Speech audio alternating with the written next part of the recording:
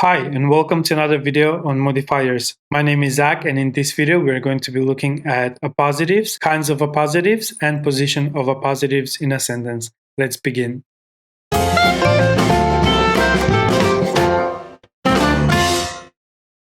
appositive is a noun or a pronoun that is placed before another noun or a pronoun to identify them or to give additional information about them. For example, Jack is our neighbor. He is a well-known captain. So we can say, our neighbor Jack is a well-known captain. In this example, Jack is the subject, and if we want to give more information about the subject, then we will use appositive. Our neighbor is an appositive. An appositive phrase is an appositive plus any words modifying the appositive. For example, St. Peter's Basilica is one of the most famous landmarks in Europe. It is visited by thousands of tourists every day. So here, St. Peter's Basilica is the subject of the sentence, and to add more information about the subject, we can use appositive, one of the most famous landmarks in Europe. But how do we use comma? We generally use commas to set off any appositive or appositive phrase that is not essential to the meaning of the sentence. For example, she is saving money to travel to Rome. Rome is the capital of Italy. Is the capital of Italy an essential appositive? No, it's not. Why it's not? Because a lot of people know what is the capital of Italy. So in this example, we can write, she is saving money to travel to Rome, comma, the capital of Italy. An essential appositive gives extra information about the noun or pronoun they modify and is not set off with commas. For example, The Scarlet Letter is Hawthorne's book. The book has long been one of the most controversial love stories. The title is important to identify the book. So in this example, The Scarlet Letter is essential appositive, and we do not set it off with commas. So we can write, Hawthorne's book, The Scarlet Letter, has long been one of the most controversial love stories. When we are dealing with appositives, it's very important to pay attention to use the right pronoun. So choose the case of the pronoun that would be correct if the appositives were omitted. For example, we are young men. Young men should take up the task of reconstructing our homes after the earthquake. We, young men, should take up the task of reconstructing our homes after the earthquake. Now we have we, plural, and then we have men, also plural. She is the best teacher in the college. The college gave her an award for excellence. So we can say the college gave her, its best teacher, an award for excellence. Appositives give extra information about the subject, but they do not change the number of the subject. For example, the students each has a dictionary is wrong. Now, the subject here is the students. We must have subject-verb agreement. Again, the appositive doesn't change the number of the subject. So we have the students each have a dictionary. Another example we have is E.T. is one of my favorite films. It was directed by Steven Spielberg. In writing, we will have E.T. subject, one of my favorite films, right? So this appositive is plural, was directed by Steven Spielberg. Now the verb to be is in singular form, was, because the subject is singular. Without the appositive, this sentence would be E.T. was directed by Steven Spielberg. Like an adjective clause, a positive clause gives extra information about the noun or pronoun they modify. In fact, we can also call a positive a simplified adjective clause if we remove the pronoun and the verb to be. Let's look at some examples. Toni Morrison, who was the winner of the Nobel Prize in Literature in 1993, is an African-American writer. This is an adjective clause. If we remove the adjective clause, we will have Toni Morrison is an African-American writer, right? So again, the adjective clause gives more information about the noun or pronoun they modify. If we remove the pronoun and the verb to be, then we will end up with a positive clause. Toni Morrison, comma, the winner of Nobel Prize in Literature in 1993, comma, is an African-American writer. Another example, He has sent a thank you letter to the company, which is a friendly acquirer in a takeover. Again, we have a pronoun, which, and we have the verb to be. So this adjective clause can also be reduced to a positive clause. He has sent a thank you letter to the company, comma, a friendly acquirer in a takeover. However, not all adjective clauses can be reduced to appositive clauses. Only those that give extra information about the noun or pronoun they modify and also have the form of the verb to be. Appositives usually appear in four forms. The single appositive is a noun or a noun phrase. For example, the Titanic was a great ship. The ship was in Southampton. The ship sailed on April 10th, 1912. Its destination is New York. So we can write the great ship Titanic sailed for New York from Southampton on April 10th, 1912. Sometimes we can repeat a noun for clarity and emphasis. For example, the country moves past wars. We will never forget the soldiers of the past. The soldiers risked their lives, and the soldiers hope to bring the war to an end. So we can write, even though the country moves past wars, we will never forget the soldiers of the past. And then again, we will repeat the noun for clarity, the soldiers who risked their lives to bring the war to an end. Again, this is a single appositive. The second kind of appositives is multiple appositives. 2, 3, or even more appositives may appear alongside the same noun to give an explanation or extra information. For example, Tina, Todd, and Sam are my cousins. They arrived at the party together. My cousins, subject. And then we have dash, Tina, Todd, and Sam, dash, arrived at the party together. Why do we use dashes? We want to use dashes to avoid too many commas. One more example. My house was flooded. All my schoolwork was washed away. My schoolwork included physics, literature, sociology, and calculus. So we can say all my homework, subject, and then dash, physics, comma, literature, comma, sociology, comma, and calculus, dash, was washed away when my house was flooded. Now remember, if we don't have dashes, then we will have to use commas. But too many commas will be confusing for the reader. So using dashes is a clean way of writing multiple appositives. The third kind of appositive is a negative appositive.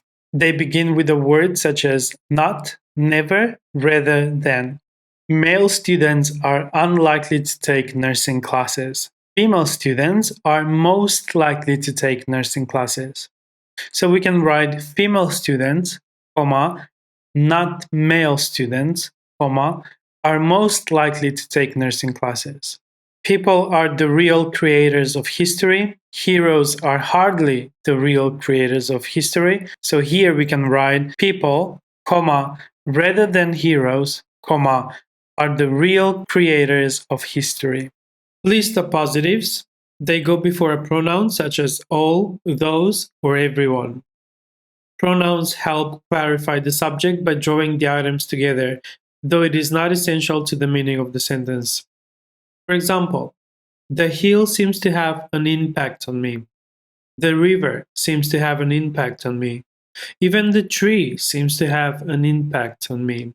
Even the piece of rock seems to have an impact on me. So we can write the hill, the river, even the tree and the piece of rock all seem to have an impact on me. He had possessed money and beauty. He had possessed fame and status. He had possessed those for quite a long time. They vanished in a blink of an eye. So we can write money and beauty, fame and status, all he had possessed for quite a long time vanished in a blink of an eye. An appositive most often appears directly after the noun or pronoun they modify. For example, he told me this himself. His uncle is named Jim. His uncle is a black poet. His uncle is a world famous poet. So he himself told me that his uncle, Jim, is a world famous black poet. So in this example, himself modifies he and Jim modifies his uncle. One more we have, there are many ways to preserve history. One of them is to recount it as sagas. Sagas are legends. Legends are handed down from one generation to another. So we can write, one of the ways to preserve history is to recount it as sagas, dash, legends that are handed down from one generation to another. Occasionally, a positive may come before the noun or pronoun it modifies. When this happens, they're usually separated with commas. For example, Mexico City has many archaeological sites. These sites are interesting. Mexico City is the biggest city in the world.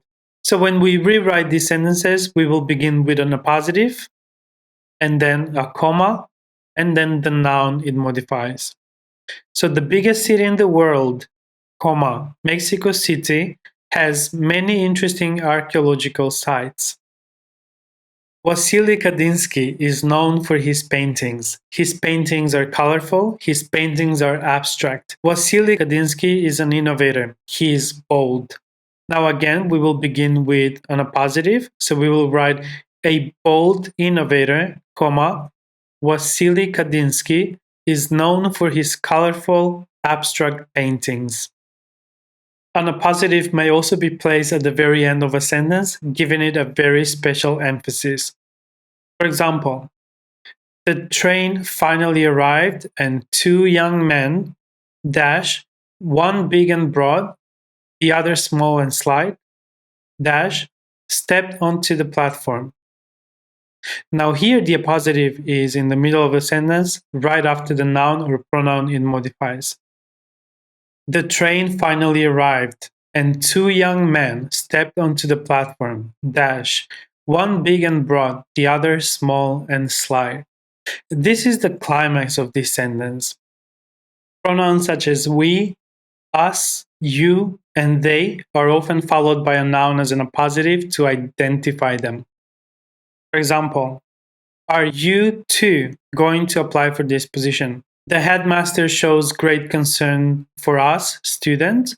And again, us can be very abstract pronoun. So we have to identify who is us. So we will use a noun, students. Mother asks you boys to be quiet. Now again, the pronoun you is very abstract, can apply to both boys and girls. So here the appositive is very specific and identifies who is the pronoun you. We, movie fans, go to the theaters regularly.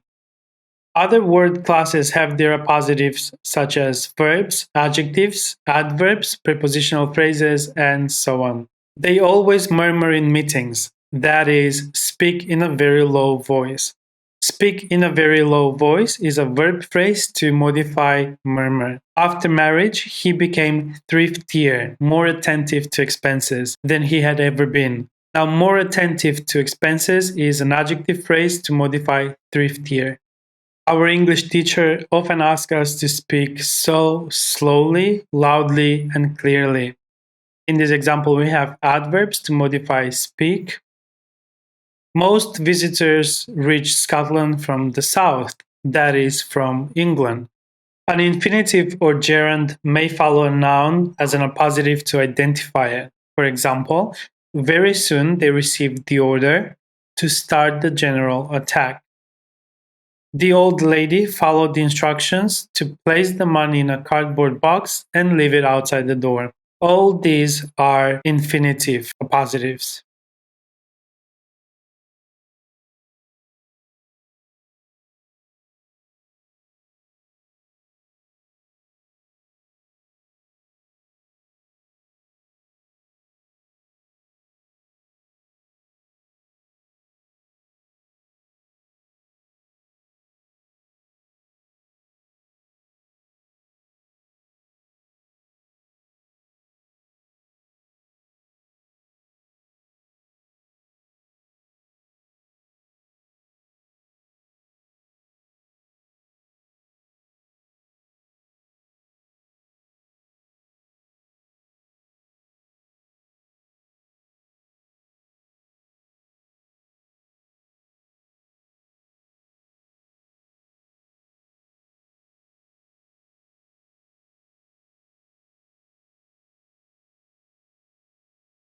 He eventually got a job driving a truck.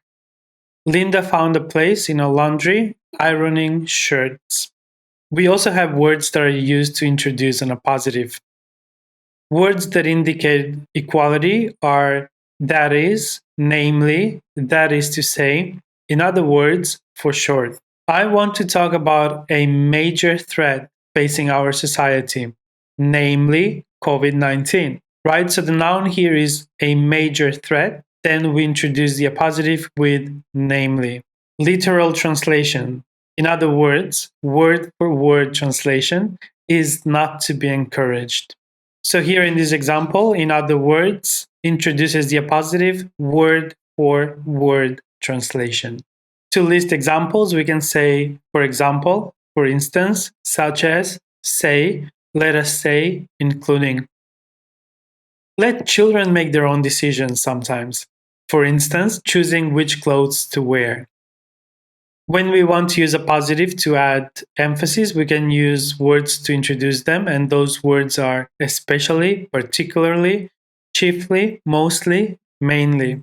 This is a day to get things out into the open.